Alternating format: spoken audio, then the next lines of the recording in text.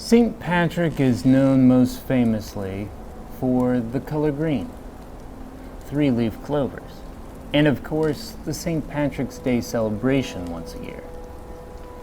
There is, however, a darker chapter to the St. Patrick story, one of curses and werewolves. I'm Nathan Collins, and this is the legend of the Curse of St. Patrick. According to an old writing called the Kunyung Skuksya, or the King's Mirror in English, this book is an old Norwegian treatise composed around the mid-13th century. It was meant to be used to show future kings what they needed to know by memory before becoming king. A royal book. Inside this book is a piece of knowledge that all future princes needed to be aware of, or rather, beware of, when dealing with Ireland. The story goes like this.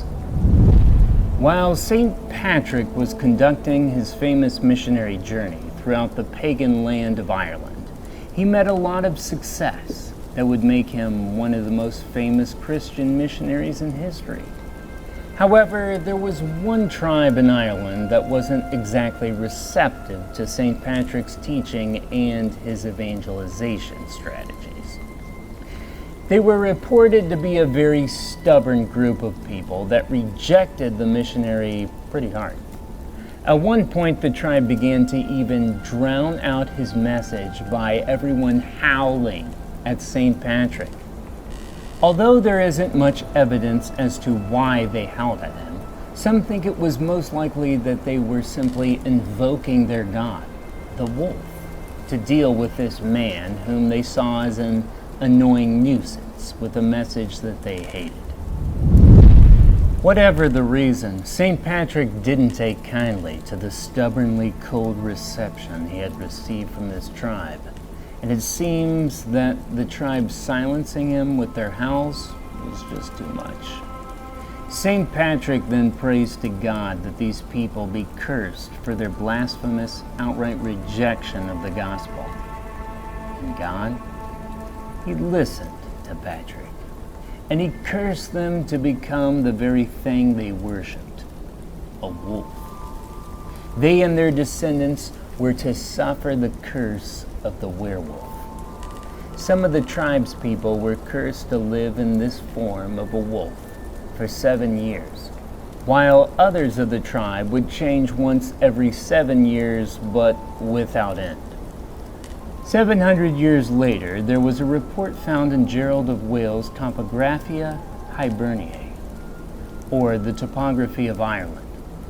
Gerald records a monk's account that he stayed with while compiling a history for King Henry II. The account talks about an experience of encountering 2 werewolves while traveling through Ossory. While camping out late at night, he sat beside the fire warming himself when he heard a voice. The voice was kind and politely pleaded for help. The monk, though, couldn't at first see the figure, so he proceeded to approach the person in need who was talking to the monk in desperation. He was pleading on behalf of his wife, who was apparently sick at home. He was so worried that she would die before a man of God could come and perform the last rites with her before she finally deceased. Would this man of God please have mercy upon them? The figure lay just beyond the glowing ring of light around the fire. As the monk approached the voice talking to him, he was shocked to realize, as he crossed into the gloom, that he was talking to no person at all, but a wolf. He follows the wolf over a short distance to the woods, where there is a hollowed-out tree, and inside lay no woman, but another wolf. The priest asked the wolf, "What is all this? How are you speaking?" The wolf proceeds then to tell the monk about how many centuries ago their ancestors had been cursed by a traveling priest, forever cursed to become wolves. A man and a woman are randomly chosen to become wolves from their clan. If they can survive for 7 years, they will once again be restored to their human form, while then another pair from the clan will come take their place.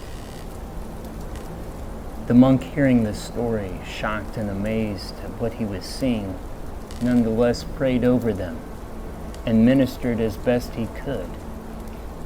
In the morning, he returned to the hollow tree, which was just a short distance from his campsite. But when he came to the tree, they were gone, and he never saw them again. So that is the story of the curse of St. Patrick and the werewolf sightings that then followed.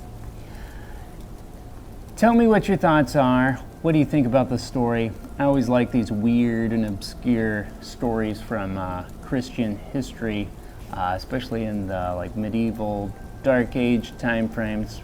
Always pretty interesting, these stories that you find written by monks and others, and just how they try to look at it through a theological lens, or there's usually some sort of biblical connection that they're trying to draw through these mythological stories. That's all for this episode. If you liked what we covered here and you're interested in other topics that we may address, we address different issues in the Bible, in Christian history, as well as apologetics. If you'd like more of these kinds of little odd stories from Christian history, comment in the comment section. Let me know. Let me know if you're interested in this or not, or if this was just completely boring and dumb. So that's cool too. All right, grace and peace, brothers and sisters.